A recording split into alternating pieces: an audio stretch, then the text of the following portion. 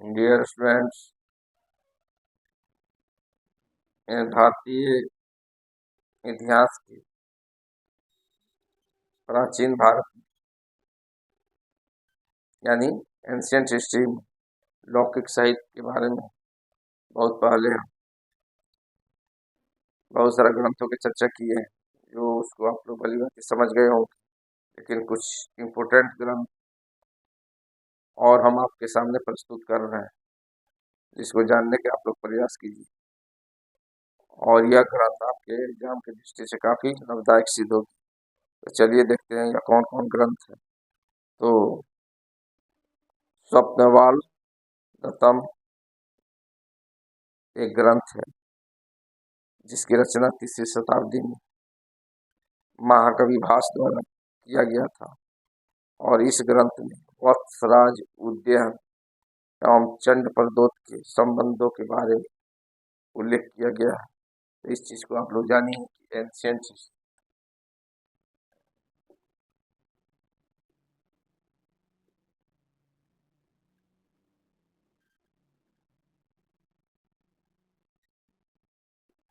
लौकिक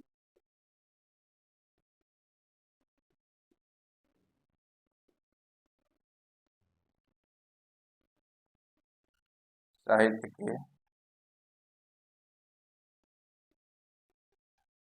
इम्पोर्टेंट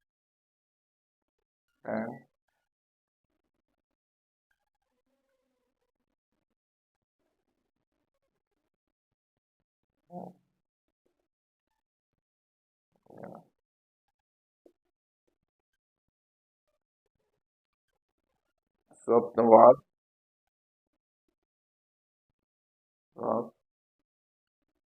स्वप्नवाद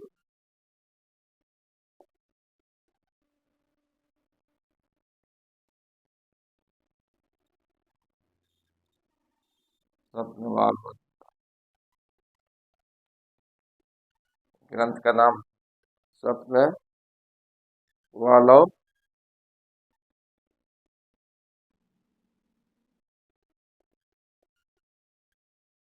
स्वप्न वालो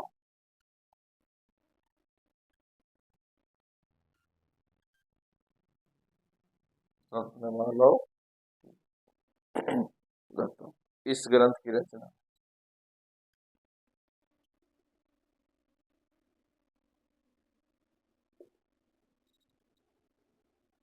इस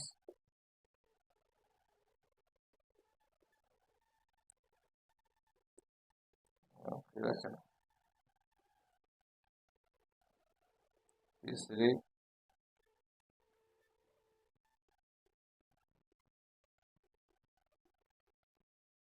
शताब्दी में 3वीं इस ग्रंथ की रचना 3वीं शताब्दी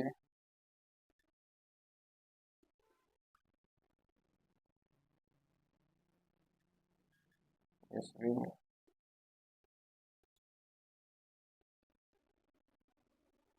3वीं शताब्दी या इसको सती भी लिख सकते हैं। जाहिर सी बात है, सती का अर्थ होता है 100 वर्ष, तो 100 वर्ष यानी शताब्दी। तो 3वीं शताब्दी ईस्वी में महाकवि ईस्वी में भास द्वारा की गई है। और इस बुक में जो है, इस ग्रंथ में जाहिर सी बात है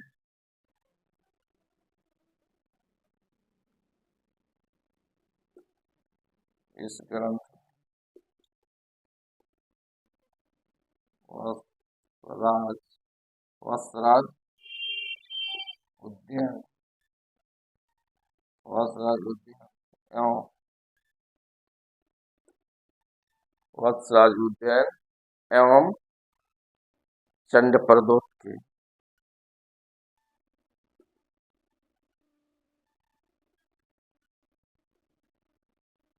चंड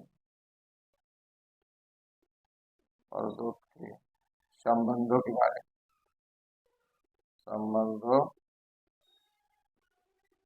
के जन्म और सार्वजनिक तट पर के संबंधों के बारे में, जाहिर सी बात है, संबंधों के बारे में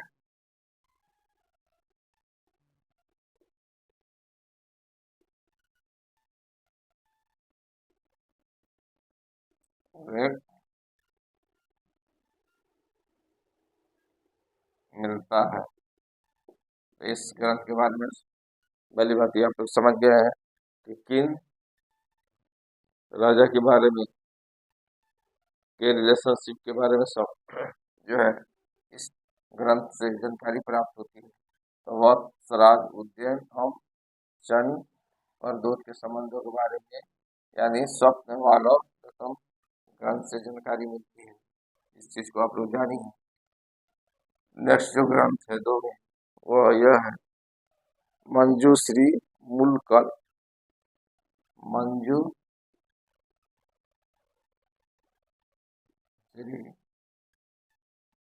मूल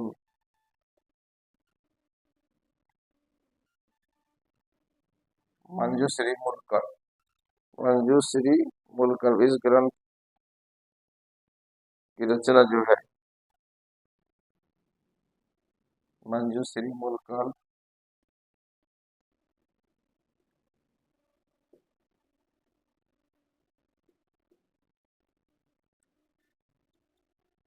की रचना 700 से 750 ईस्वी में 750 ईस्वी में जाहिर सी बात है में की गई है। 700 से 750 ईस्वी में की गई है। इस ग्रंथ से जो है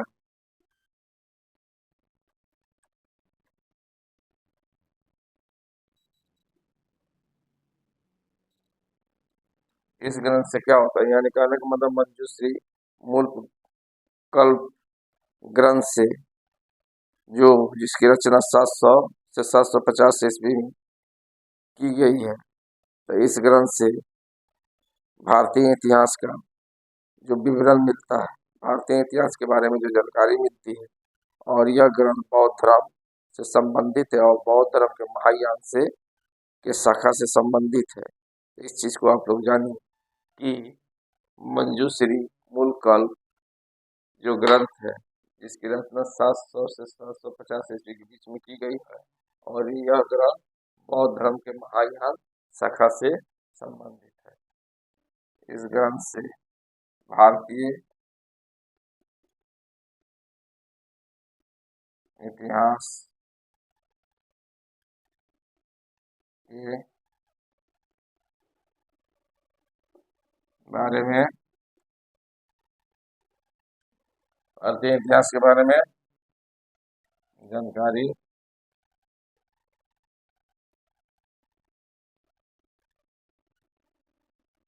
मिलती है।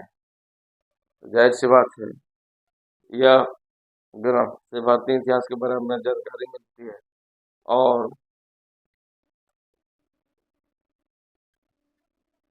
यह ग्रंथ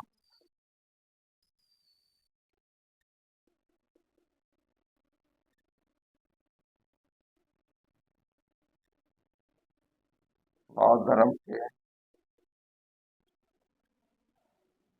महायान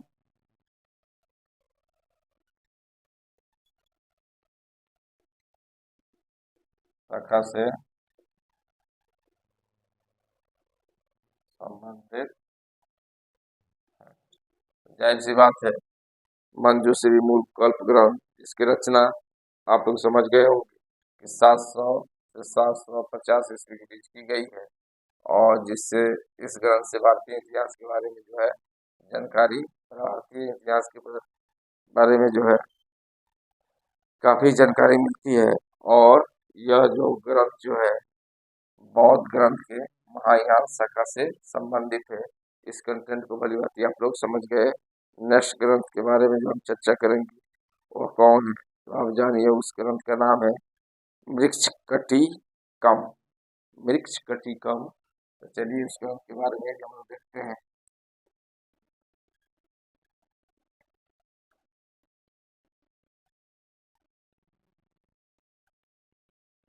तीसरा ग्रंथ है मृच्छकटिकम,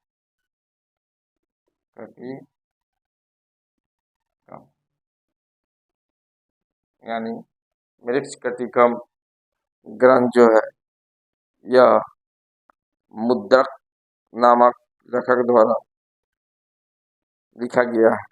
और इस जो नाटक है, यह ग्रंथ नहीं है, यह नाटक है। द मृच्छकटिकम एक नाटक है और इस नाटक की जो रचना की है वह शूद्रक नामक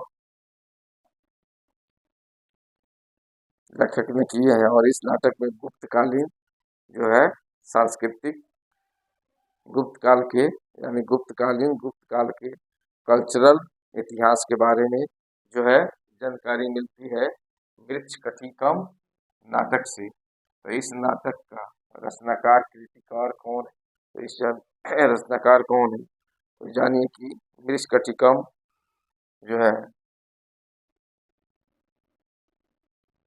मुद्रक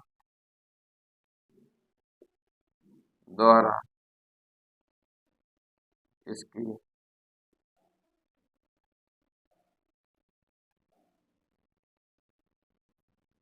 मुद्रक द्वारा इसकी रचना की गई। ये नाटक जो है मृच्छकटिकम जो मुद्रक द्वारा इसकी रचना की गई है। और इस नाटक में जाहिर सी बात है, इस नाटक में जो है आपको गुप्त काल के कल्चरल यानी सांस्कृतिक इतिहास के बारे में जानकारी मिलती है। तो इस नाटक से नाटक से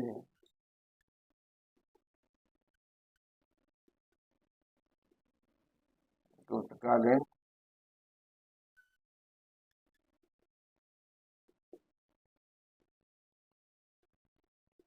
सांस्कृतिक गुप्तकालीन सांस्कृतिक इतिहास गुप्तकालीन सांस्कृतिक इतिहास की जानकारी जो है इतिहास की जानकारी मिलती है। यानी गुप्त काल के सांस्कृतिक संस्कृति के बारे में जानकारी हमें इस नाटक से मिल रही है, जिसका नाम है मृच्छकटिकम और इसका रचना करने वाले का नाम है मुद्रक। तो इस चीज को भली बात आप लोग समझ गए होंगे। नेक्स्ट आते हैं चौथा। तो चौथा पुस्तक है जो कल्हण द्वारा लिखा गया है, जिसका नाम है राज तरंगिणी। तो इस पुस्तक की रचना किसने की है, तो राज तरंगिणी की रचना जाहिर सी बात है कल्हण नामक जो है लेखक ने किया था। और इस ग्रंथ में राज तरंगिणी नामक ग्रंथ में कश्मीर के इतिहास के बारे में जो जानकारी मिलती है, यानी कश्मीर के इतिहास पर आधारित इस ग्रंथ की रचना की गई है, जिसका रचनाकार जिसका लेखक का नाम कल्हण है। और इन्होंने इस पुस्तक की जब रचना की तो इस पुस्तक में 11 ग्रंथों का सहयोग लिया। और उस 11 ग्रंथों में केवल एक ग्रंथ ही जाहिर सी बात है जो सबसे इम्पोर्टेंट है, जिसका नाम है नीलमत पुराण, जो एट प्रेजेंट उपलब्ध है। ओके, इस चीज को आप लोग जानिए ये कि कल्हण नामक पुस्तक की रचना 1148 से 1150 ईस्वी के बीच में की गई है। तो इस चीज को आप लोग जानिए कि राज राज तरंगिणी, राज तरंगिणी नामक पुस्तक जो है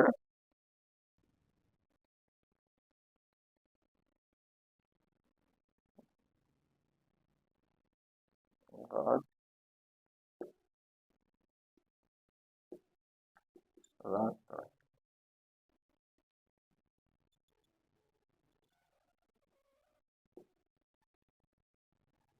राज तरंग राज तरंगिणी इस ग्रंथ की रचना 1148 से 1148 से 1150 ईस्वी में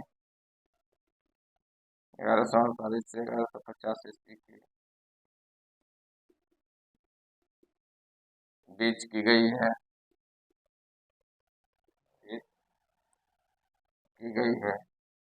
जाहिर सी बात है। और इसका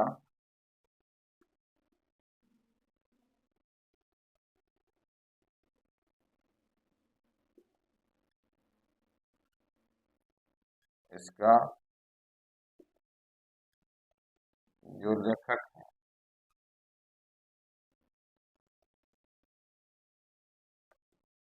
कलहल, इसका लेखक यानी इसका रचयिता कलहल है। और इस पुस्तक की रचना और और इस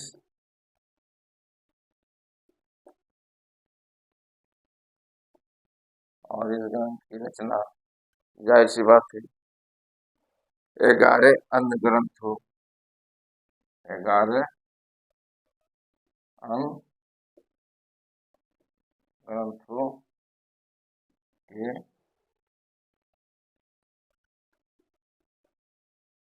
सहयोग से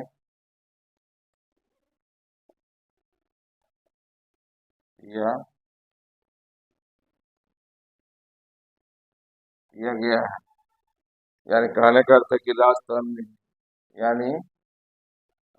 तरंगिणी नामक जो है ग्रंथ की रचना 11 अन्य ग्रंथों के सहयोग से किया गया है।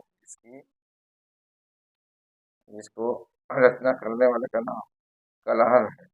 तो कलहल ने जाहिर सी बात है 11 अन्य ग्रंथों का सहयोग लिया और तब जाकर राज तरंगिणी नामक ग्रंथ की रचना की 1148 से 1150 ईस्वी की, जिसमें कश्मीर के इतिहास के बारे में जानकारी मिलती है। तो इस चीज को आप लोग भली भांति समझ गए होंगे, जिसमें एट प्रेजेंट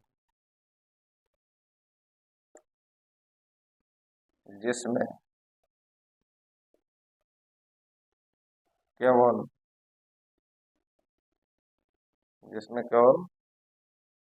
जाहिर सी बात है जिसमें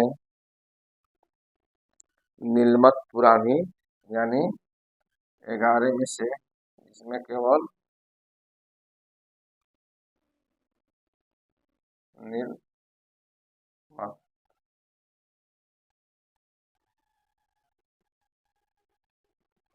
जिसमें से केवल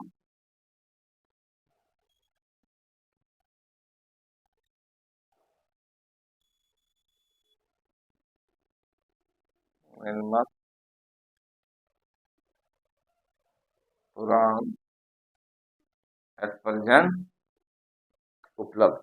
ओके, तो इस चीज को भली भांति आप लोग समझ गए होंगे, इसमें कोई परेशानी नहीं होगी आपको। अब नेक्स्ट आते हैं जो है पांचवा है, वो है मत विलास पर हंस यानी मत विलास पर हंस।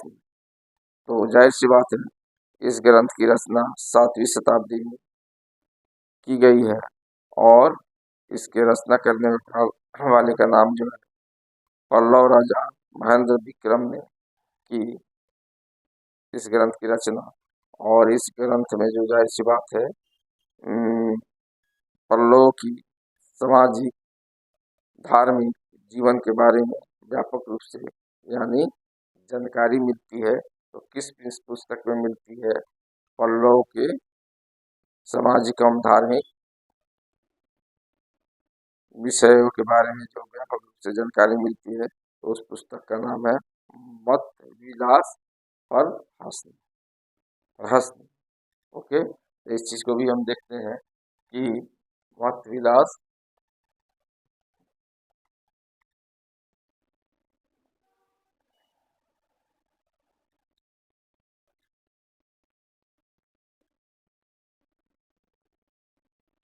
मत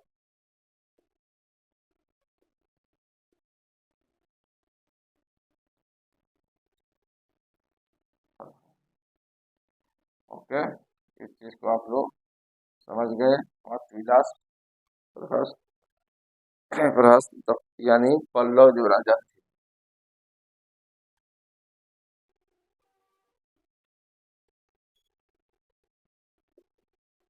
पल्लव नरेश महेंद्र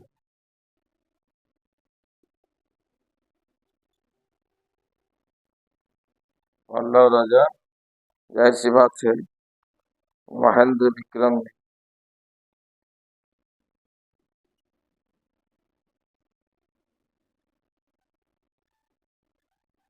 पल्लव राजा महेंद्र विक्रम ने इस ग्रंथ की रचना इस ग्रंथ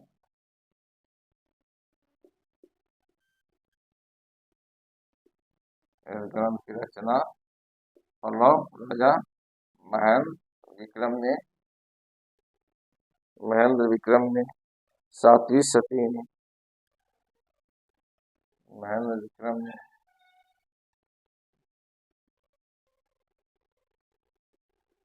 सातवीं सदी या शताब्दी में की है। ओके,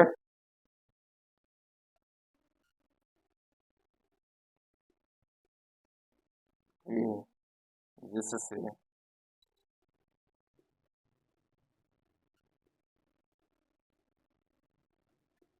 लोग लोग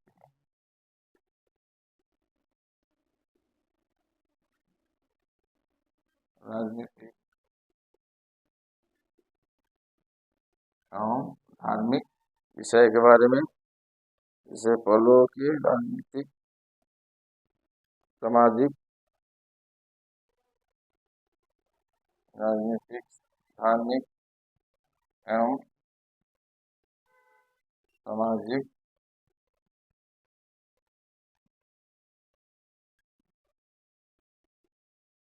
विषयों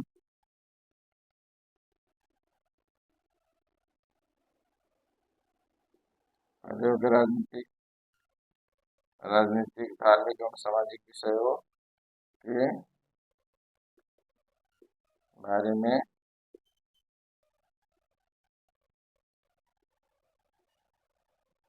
जानकारी मिलती है।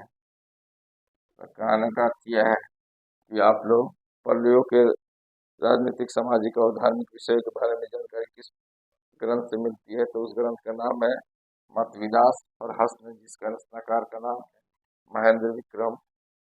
तो जाहिर सी बात है इस चीज को भी आप लोग भली बात समझ गए होंगे। अब नेक्स्ट आते हैं छठा। तो छठा ग्रंथ कौन है इम्पोर्टेंट, उस चीज को भी जानिए। तो जाहिर सी बात है छठे जो ग्रंथ का नाम है उसका ग्रंथ का नाम है अवंती सुंदरी कथा, यानी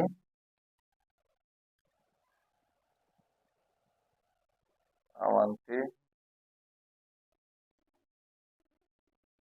सुंदरी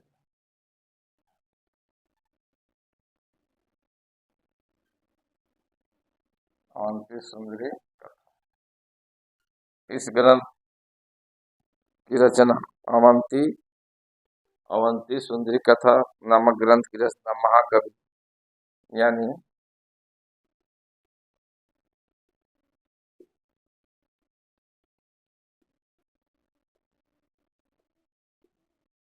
इस ग्रंथ की रचना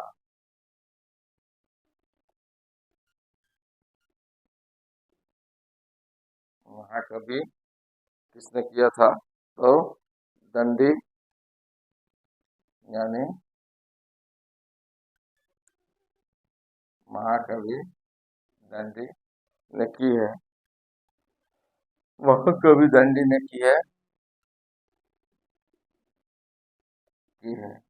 और इस ग्रंथ में किस चीज के बारे में बताया गया है? तो आप लोग जान कि अवंती सुंदरी कथा जो ग्रंथ है जिसकी रचना महाकवि दंडी ने की है, तो इसमें जो है पल्लव की इतिहास के विषय में जो है काफी जानकारी मिलती है। यानी पल्लवों के शासन प्रणाली यानी राज्य के शासन प्रणालियों के बारे में व्यापक रूप से जो जानकारी मिलती है, तो वह उस ग्रंथ का नाम है अवंती सुंदरी कथा, जिसका रचना करने वाला का नाम है महाकवि दंडी। इस चीज को भी भली बात आप समझ गए। तो इस ग्रंथ से इस ग्रंथ से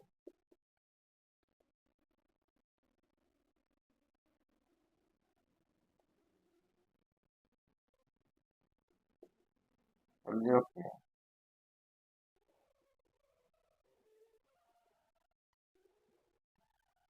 पल्लव के इतिहास यानी पल्लव के शासन करने के इतिहास के बारे में जानकारी मिलती है। तो किस ग्रंथ से मिलती है? आप लोग जानिए कि उसका नाम है अवंती सुंदरी कथा। तो पल्लव के इतिहास के विषय में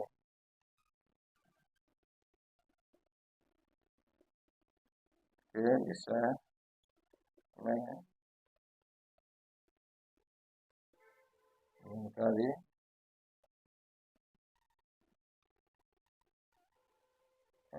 ओके, इस चीज को भी पहली बात ये आप लोग समझ गए होंगे और इसको आप लोग लिख भी लीजिए। यह जो है बीपीएससी और सिविल सर्विसेज में इस ग्रंथों को काफी मेरे समझ से इस ग्रंथों से क्वेश्चन की जाती है और इस ग्रंथ को पूछा जाता है कि इसका लेखक कौन है और इस ग्रंथ से किस इस ग्रंथ में किस विषय वस्तु को शामिल किया गया है, जो हम आपको व्यापक रूप से बता चुके हैं। नेक्स्ट दो ग्रंथ और हैं जो आप लोग जान लीजिए कि वह कौन कौन है, और उसके बाद लौकिक साहित्य के लगभग सभी ग्रंथों की हम चर्चा आपके सामने कर चुके हैं। यानी पहले वाला वीडियो और इस वीडियो में दोनों आप लोग देखिए और उसे काफ़ी जो है काफ़ी आप लोग जो है लाभ उठाइए। तो चलिए हम देखते हैं कि नेक्स्ट दो और ग्रंथ कौन है। तो उसका एक का नाम है राज विजय पृथ्वी राज विजय पृथ्वी राज विजय जाहिर सी बात है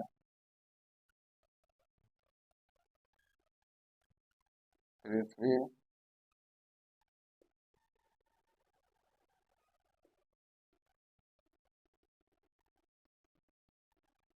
पृथ्वीराज विजय।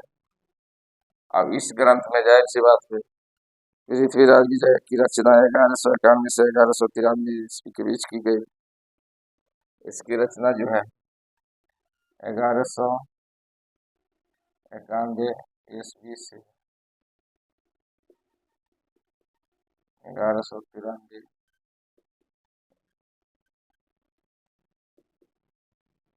ईस्वी के बीच की गई है।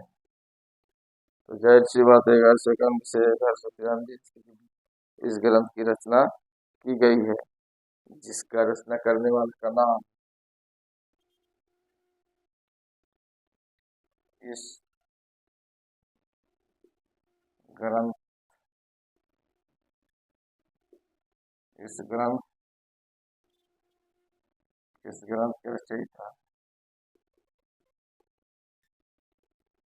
यानी लिखने वाला रचना करने वाला इस ग्रंथ के रचयिता का नाम जो है जाहिर सी बात है कश्मीरी पंडित थे, उनका नाम था कश्मीरी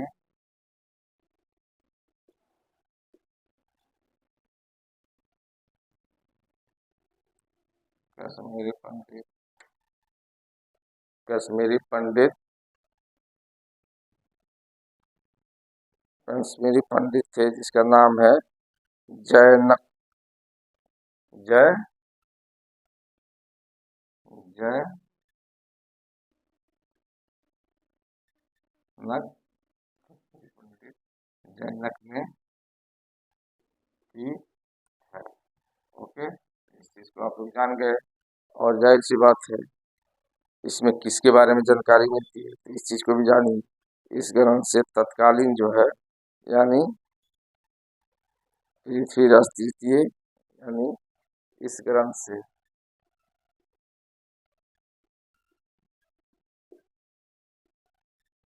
ग्रंथ से पृथ्वीराज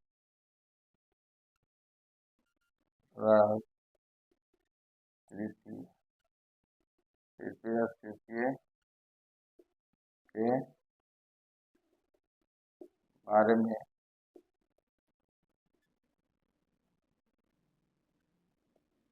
जानकारी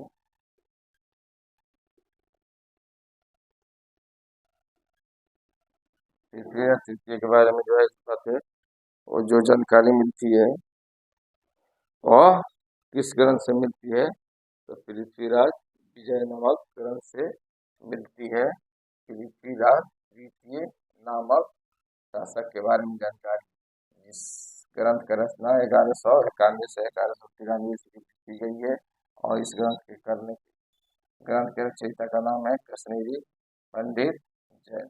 ओके, इस चीज को भी भली बात आप लोग समझ गए होंगे। लेकिन 8वां ग्रंथ हम आपको बताने जा रहे हैं लोग सही, तो जिसका नाम है 8वां ग्रंथ का नाम है, वह क्या है, तो इस चीज को भी आप लोग जानिए कि 8वां जो ग्रंथ है उसका नाम है गौड़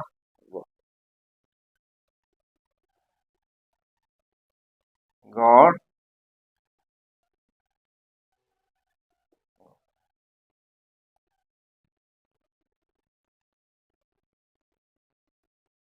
7वां ग्रंथ आप जान चुके, तो 7वां ग्रंथ यानी हम आपको बताए हैं पृथ्वीराज विजय।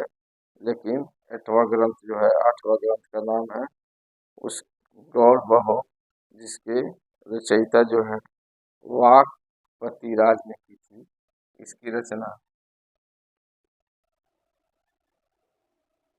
इसके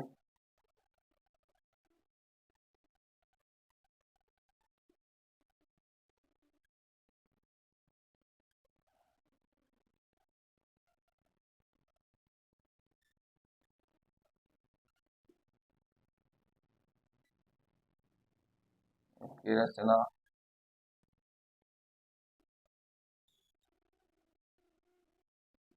वाकपति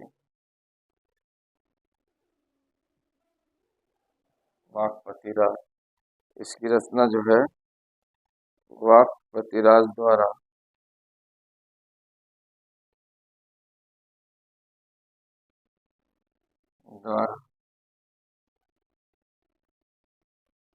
प्राकृत प्राकृत भाषा में, इस भाषा में की गई है, तो प्राकृत भाषा में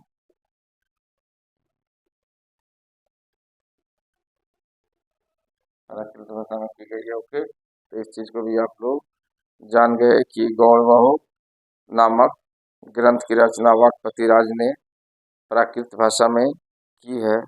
और इस ग्रंथ से कन्नौज के राजा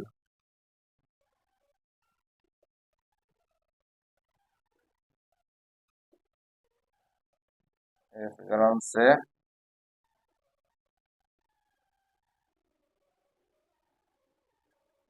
कन्नौज इस ग्रंथ से कन्नौज के राजा, इस ग्रंथ से जाहिर सी बात है कहाँ का राजा, यानी कन्नौज के राजा यशोवर्मा, कन्नौज के राजा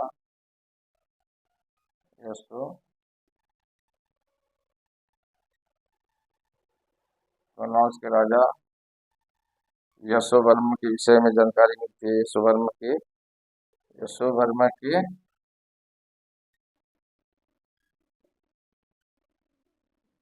विजयों के बारे में जानकारी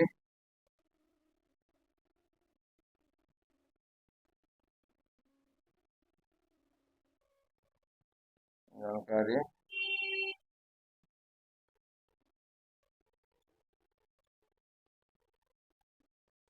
मिलती है। ओके, तो इस चीज को आप लोग जान के गौड़बहु, जिसकी रचनाकार का नाम है वाकपतिराज, जो प्राकृत भाषा में गौड़बहु की रचना की गई है। और इस ग्रंथ से जाहिर सी बात है, इस ग्रंथ से जो है कन्नौज के राजा यशोवर्मा, यानी कन्नौज के राजा यशोवर्मा के विजयों के बारे में जाहिर सी बात है जानकारी जो है मिलती है। तो इस चीज को भली भांति, इन सब ग्रंथों के बारे में आप लोग भली भांति समझ गए होंगे। लेकिन आप लोग यह जानिए कि साउथ भारत में, यानी कहने का अर्थ यह है कि दक्षिण भारत का प्रारंभिक इतिहास का जानकारी कहाँ से मिलती है। तो इस चीज को जानिए कि दक्षिण भारत के प्रारंभिक यानी शुरुआती इतिहास का जो जानकारी मिलती है वह संगम साहित्य से मिलती है। तो इस चीज को भी आप लोग जानिए कि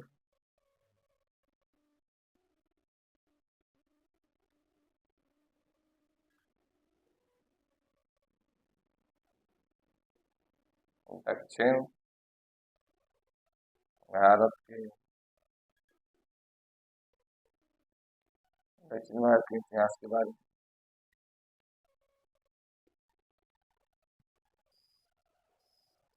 दक्षिण भारत के यानी दक्षिण भारत के इतिहास के विषय में, दक्षिण भारत के इतिहास के विषय में, दक्षिण भारत के इतिहास के बारे में, दक्षिण भारत के इतिहास के विषय में जानकारी हमें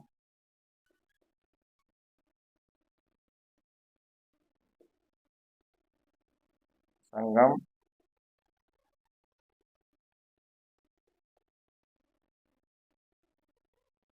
साहित्य से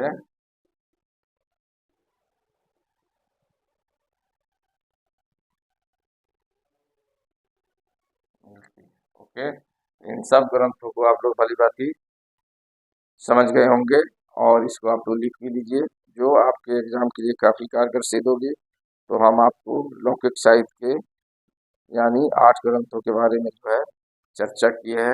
जो पीछे एक वीडियो है उसको भी देखिए और इस वीडियो को भी देखकर आप लोग अगर अच्छा लगे तो लाइक कीजिए, सब्सक्राइब कीजिए मेरे चैनल को और कमेंट कीजिए कि हम आपके सेवा में हमेशा हाजिर रहें। Okay, thanks.